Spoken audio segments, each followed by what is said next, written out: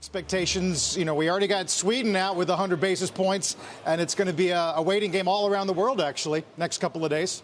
Sweden playing catch-up. I think what's important, Carl, is, as everyone does admit, this two-year Treasury, which continues to flirt with 4.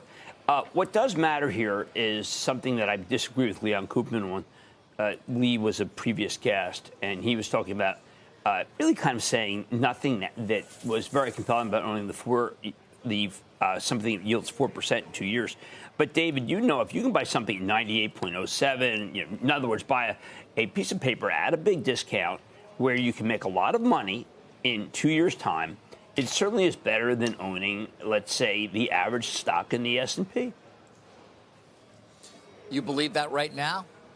Well, 4%, I think if you have new money, unless you can beat that in yield, of which you can in the oils, I think it's a very tough sell. That's one of the reasons why I didn't trust yesterday's rally. You need to see a real reversal. You need to see that piece of paper go back to 3.5. At 3.5, then you would feel, wow, I made a big mistake trying to buy that versus, say, a typical yield on, say, a Verizon.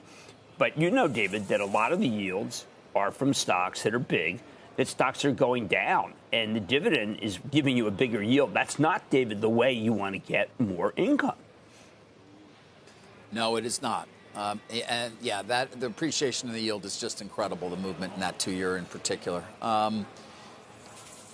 Jim, where do you go? I mean, does this pull investors to the fixed income markets? We pointed out a number of times, and it's important to do so. This has been a terrible year, not just for stocks, but for people in bond funds as well, given the move you're looking at right there and what that's obviously done to the prices. But does this yield, let's call it 4% on a 2 year, and the 3 and the 10 year even above 3.5, well above now, pull money there that otherwise might end up in the equity markets? Well, I think I got to distinguish between the 10s. The 10-year, to me, that's not real value. If the Fed keeps raising rates, you're going to lose a lot of money on that piece of paper. But at least with the 2 year, you can be wrong for a couple. For 600, 700 days, and then you'll be right. So you get your money back. I think the more important issue, David, is that this thing's relentless.